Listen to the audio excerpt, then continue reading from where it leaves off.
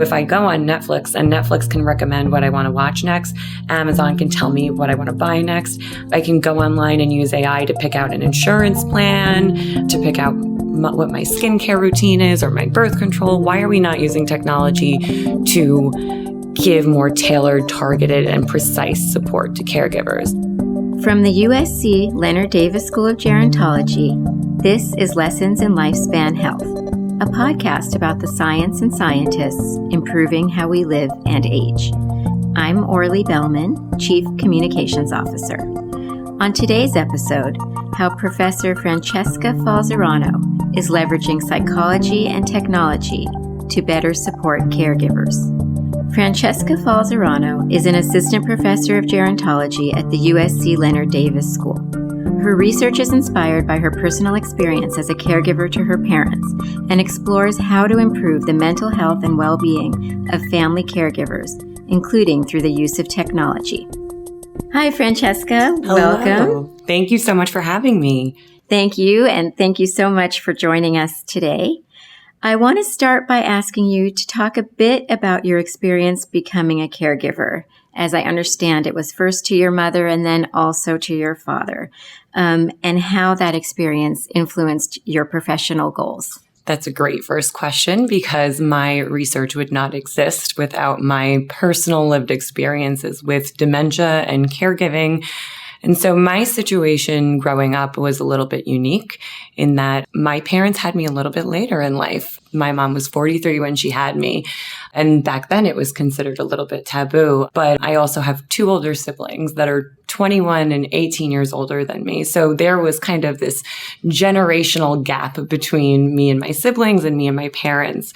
But because my parents had me late in life, dementia also impacted me very early in life. So my mother was diagnosed with what at the time we believed to be corticobasal ganglionic degeneration, which is a very, very rare form of dementia. But my mom was originally diagnosed in 2005 and her symptoms were progressing prior to that. So my family had sought out neurologists just to try and figure out some answers of what was going on. And in 2005, she finally got a diagnosis of a very rare form of dementia. And it ultimately transformed the entire course of my life. She lived for 17 years with this condition and passed away in October of 2022. And it was a very unique vantage point as a child, as a 14-year-old. None of my friends had parents who were experiencing dementia. So it was kind of almost the dirty little family secret for many years. And we will get into my work, I'm sure, on culture and gender dynamics and all of the different things that go into dementia, caregiving, and psychosocial well-being. But essentially, those were my formative years where, and as a developmental psychologist, I'm going to be drawing a lot on psychological theory, but my scaffolding growing up, I did not have mother and father, that normal parent dynamic. It was always caregiver, care recipient dynamic as my mother's disease started to progress. And as a high schooler, not only was I watching kind of in fear of this decline that was happening to my mom that I didn't understand.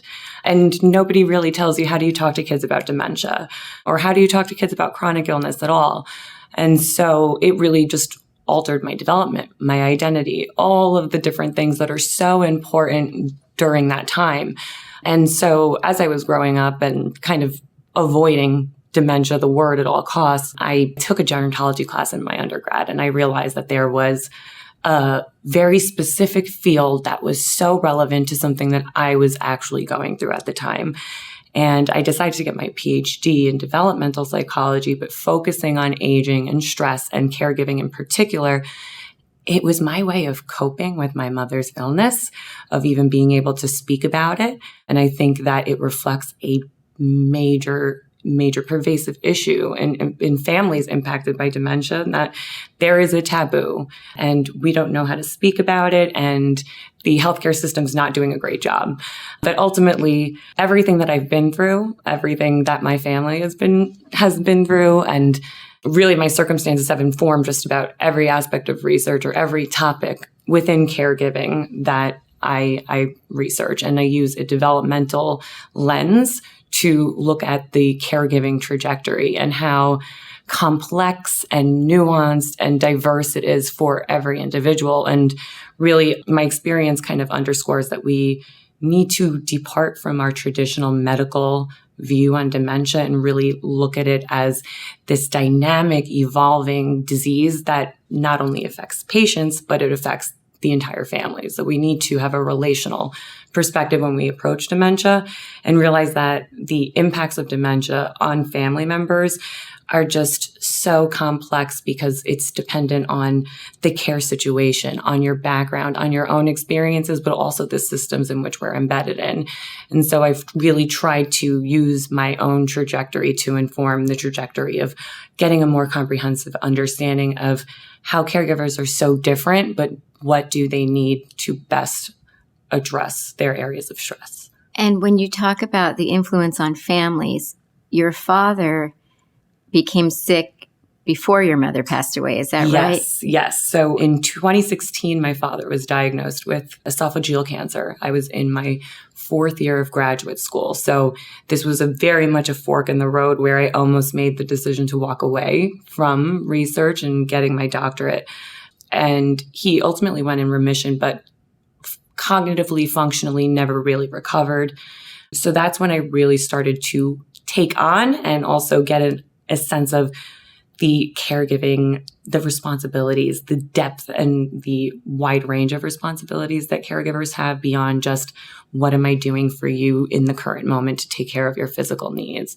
All of the financial, legal decision-making that goes into providing care. And of all the things that I could have prepared for growing up, I was prepared for my mother to die first. My father was not supposed to die first. And so that brought me to another level of needing to facilitate, okay, end of life. What does that look like? I was able to do my mom's feeding tubes, and I was able to do my mom's feedings for many, many years before I could even drive a car. So that kind of gives you a context of how normalized caregiving was, but not having my dad there and realizing just the dead ends and the lack of support that people and families impacted by dementia actually have is just subpar. And just, it makes me angry, to be honest, because there's no alternative to family care for dementia in particular. And mostly when we talk about caregivers, we think about usually spouses or adult children, but not really young adults. And I know that's a big, maybe unexplored area. What issues do you think are unique to young caregivers? Yeah, I think you bring up such a great point that when we typically look at or think about caregivers, we think of spousal caregivers, or the hot topic for a while in research was the sandwich generation, more middle-aged women who are taking care of their elderly parents and their young children. But that visual no longer fits what is reflected in society. And when you think about the factors that have contributed to the kind of demographic shift in caregiving, having children later in life is certainly one of them. So my story is not going to remain unique for very long as people are having kids later in life, as we have different kind of caregiving dynamics. Grandparents caring for grandchildren and raising grandchildren, for example, is another example. Those role changes from caregiver to care recipient are going to happen a lot earlier on in life. And if we think about adolescence, about those formative years that are so important in terms of identity development, in terms of peer interactions, in terms of cognitive and brain development, it's such a pivotal time in an individual's life.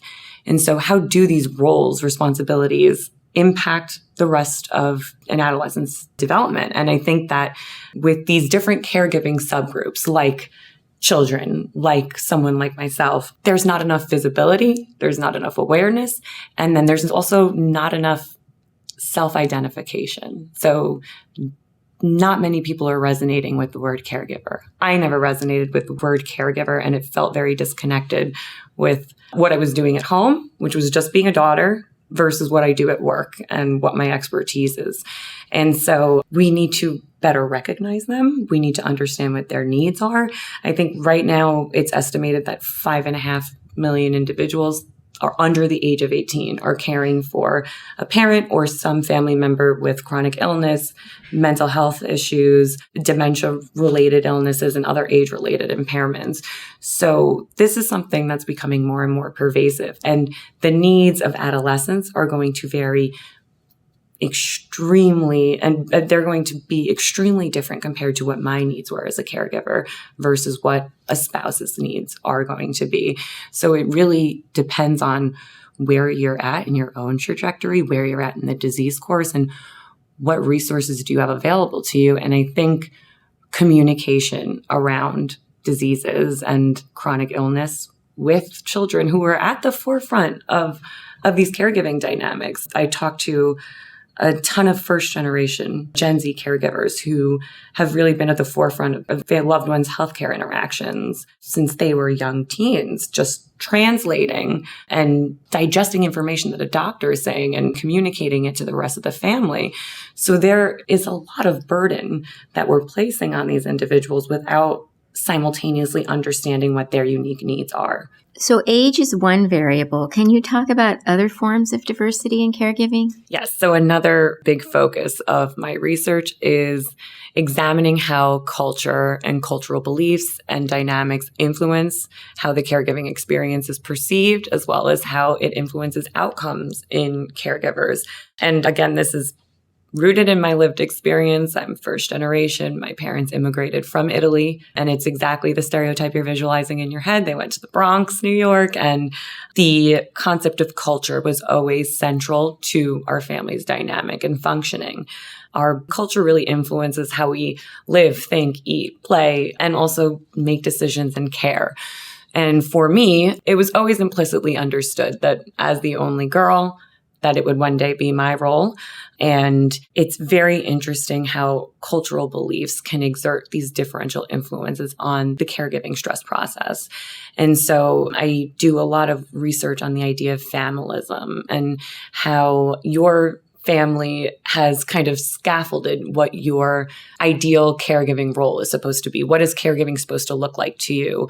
Many individuals who come from very culturally focused backgrounds and households, their culture is going to dictate older adult care, whether or not individuals want to age in place versus not. It's going to dictate how important it is for somebody to do their physical tasks of caregiving versus maybe delegating it out to formal care providers. It's also going to dictate how we receive, understand, and appraise medical information, as well as how we make decisions around what we want for our own care. Things like end-of-life scenarios, advanced care planning. All of these things are very rooted in culture, and we need to better understand how culture kind of influences these beliefs so we can better get the information needed to caregivers. So who are they wanting to receive information from? Is it a doctor, or is it maybe somebody more faith-based, like a chaplain who can actually empathize with, understand their needs, and figure out how to get families the most personalized, relevant support based on their beliefs. And it's all about really taking a holistic view of the caregiving situation, and that is also understanding the context in which these caregiving dynamics operate. So you've talked a few times about us needing to do better. We need to do better. What has your research revealed about how we can best support caregivers? So my research has kind of, and I can't take credit for this, but we used to call caregiving the sandwich issue, the sandwich, that it was complicated. And now it's more like a 7-layer dip. It's just complex. It's evolving. And if you think about dementia itself, it got a very unpredictable disease course where most of that time is spent in dependency, and you have a variable lifespan, anywhere from 4 to 20 years. So what we're learning is that there are so many things beyond just the caregiver's direct care tasks, beyond what they're just doing in the care environment, like bathing or dressing or feeding, that go into the caregiving role that individuals are not getting support for, whether that's managing finances, making, end-of-life decisions, navigating the labyrinth that is Medicaid and Medicare, talking to healthcare professionals. It's essentially all of these roles and responsibilities that unfold over time is what we would dedicate one expert to take care of in our school or department. And we're expecting caregivers to learn on the fly. And typically they're getting support and help in crisis. We've learned that caregivers are anticipating the information about what to expect, about what the disease will look like, and about how their responsibilities are going to unfold from the primary care physicians. But as my caregiver participants have said, it's a situation of diagnose and adios. So there's very little follow-up. There's very little ongoing support that's provided. And so what we know is that because it's such a complex situation trajectory that does not look uniform in any way, shape, or form across families, they need personalized support. They're expressing the desire for personalized support. The biggest barrier to progress is penetrating the healthcare system and being able to kind of integrate these two very different things into an existing siloed, very bureaucratic workflow and structure.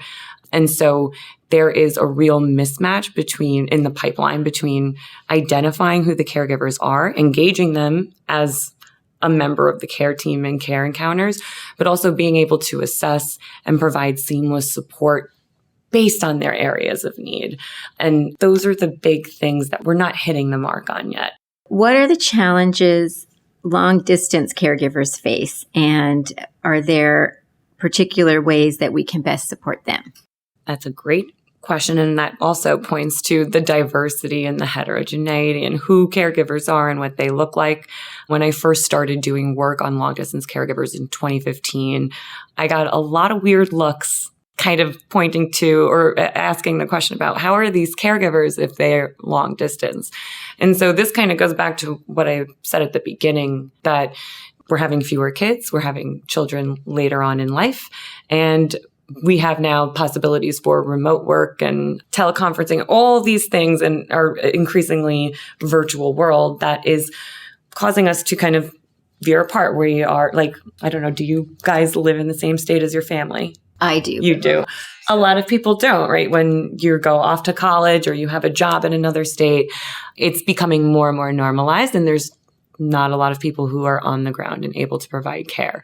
So long distance caregivers, it's interesting that despite having geographical proximity be a barrier, they experience a lot of the same stressors and levels of stress as geographically proximate caregivers. And their needs are, especially in my research, their biggest challenges that they face is that intersection with the formal care system, being able to get adequate communication and information about their loved one's care, and really just feeling involved and being able to adequately manage all of the responsibilities involved in keeping someone safe, but also in terms of their doctor's appointments and their medications and the people that are physically providing care. And so their biggest challenge is visibility in the formal care system. And I think we need to do a better job at educating the clinicians and the care providers that just because an individual is not in person does not mean they're not a caregiver and they're not really involved in all of the work that goes into that. And so we need to, I think, just a more seamless pipeline of communication with formal and family caregivers could be a game changer in terms of just continuity of care and in alleviating stress in caregivers. And are there lessons from the COVID-19 pandemic that you feel can improve the caregiving experience? I think the pandemic definitely highlighted the cons and the breakdowns in how siloed and decentralized our healthcare system is. I think it was a time where a lot of families fell through the cracks because of just the nature of the lockdown and pandemic and getting information and rationing care. I think it highlights that we need to do a better job at recognizing and identifying caregivers. But for me, because I was caregiving in the midst of the pandemic for both of my parents, the lack of communication was the biggest challenge I personally faced.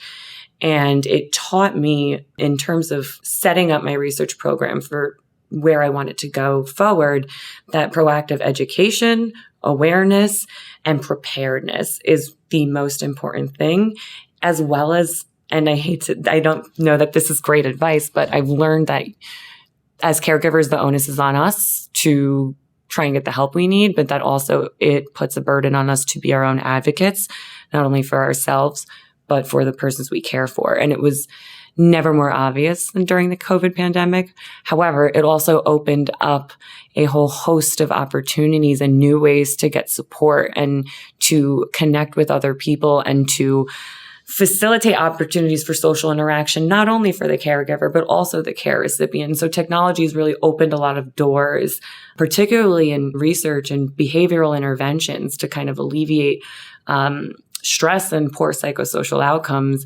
We've finally kind of looked at technology as a way to broaden opportunities for these individuals who might not be able to leave the house otherwise. Speaking of technology, are there any innovations or technologies that you're most excited about in terms of supporting caregivers? Absolutely. And the main premise of my research is really to figure out why caregivers aren't using formal services and supports that can help them in their role.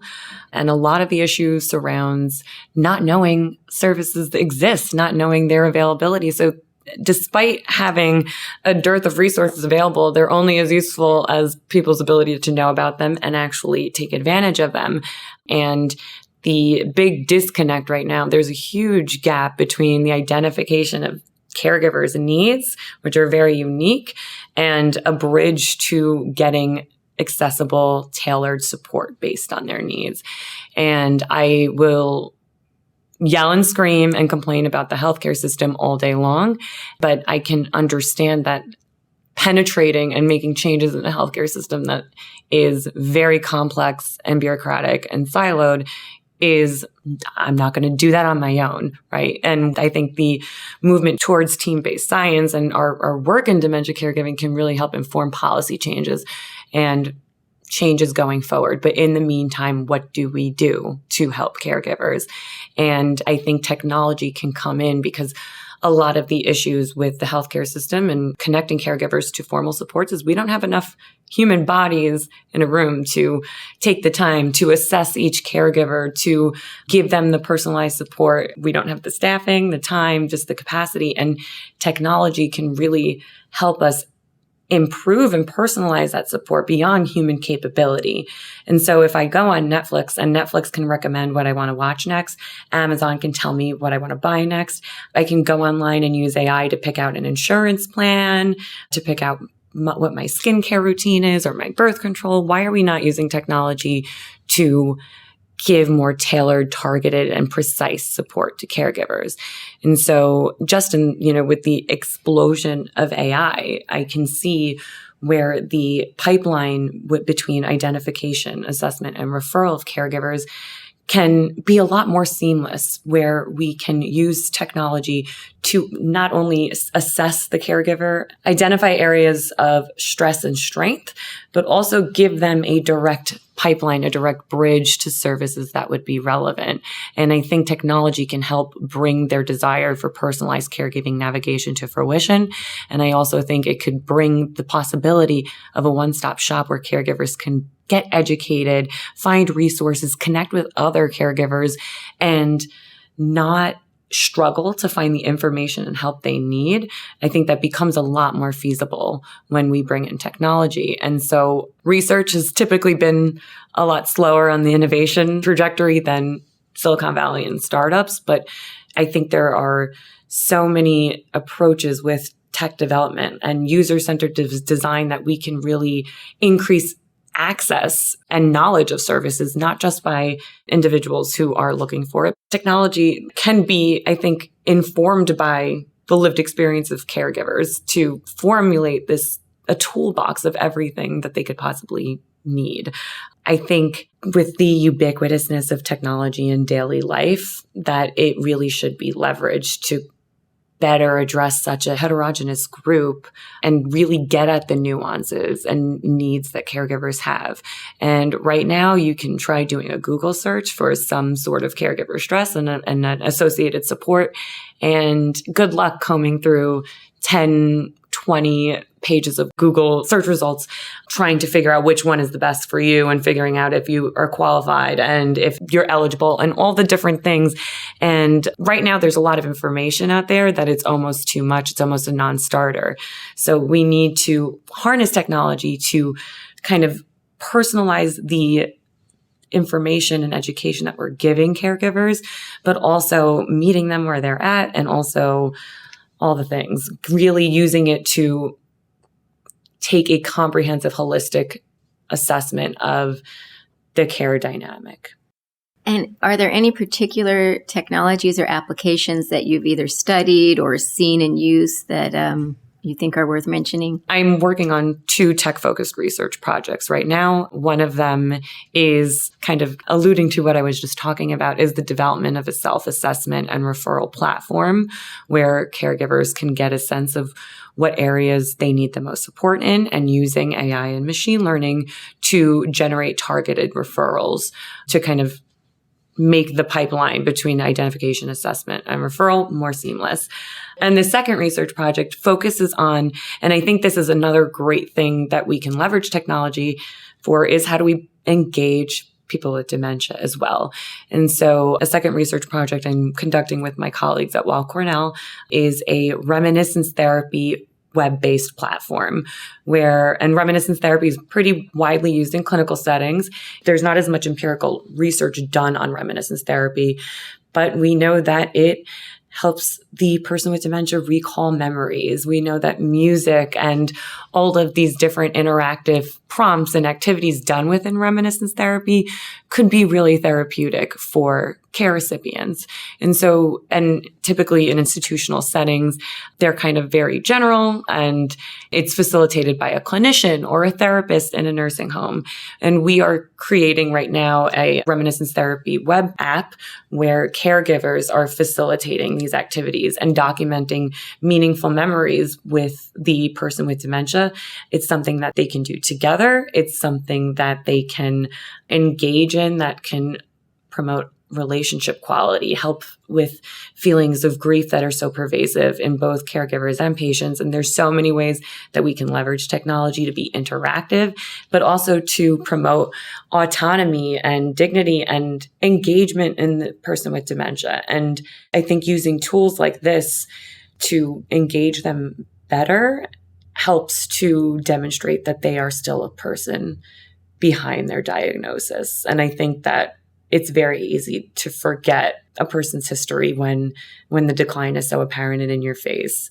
So facilitating opportunities for caregivers to get support, but also for caregivers to engage in meaningful activities with persons with dementia and to be able to document that and create essentially kind of a living legacy is also very important. We have something called a Wall of Fame. So we have them uploading pictures and discussing, like writing about meaningful moments. So like their graduation, their wedding, their retirement, and kind of make it chronological to create like a story. And then we have journal prompts where the caregiver acts like an autobiographer and asks the person with dementia various things. What was your favorite place to visit? What's your favorite type of food? Just little things to get them talking.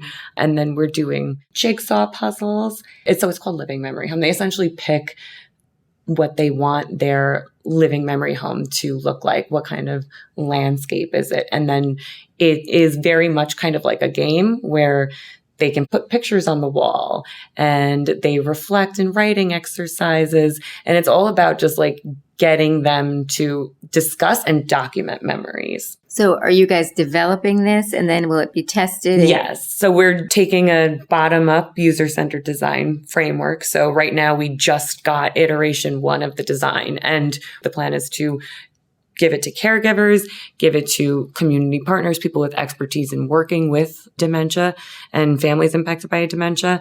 And we want them to break it, and we want them to rip us apart, and we want them to tell us all the things that you find wrong with it, whether it's like, how do I X out of this menu versus like, this content is not relevant, or the colors are not relevant, or there's just too much going on the page.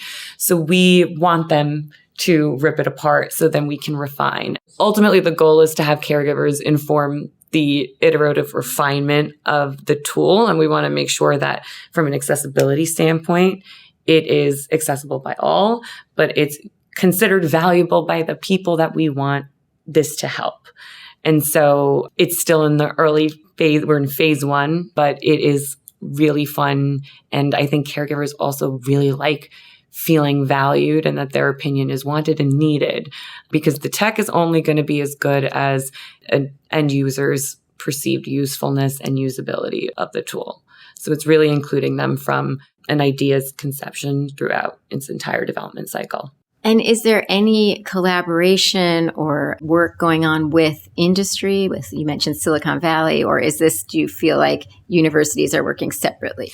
I feel like universities are working separately. And this is something that is my goal, is to create more integration, and we need more cross-disciplinary expertise, because I can give you a former caregiver's view, I can give you a psychologist's view, but we really need kind of all the experts to come together to facilitate that cross-disciplinary partnership. And I think it will happen, but I think we just need to keep yelling and screaming about it. Silicon Valley, their tech products, it's a different development process. It's, I have a great idea, let's design it, let's roll it out, and then let's get feedback. So it's more top down, where I think research can come in and really make its mark is using a bottom up approach. And by including our target users, whether it's caregivers, whether it's older adults with cognitive or functional limitations, including them in the development process to make sure that the content is relevant, but also that it's useful and usable by our end user.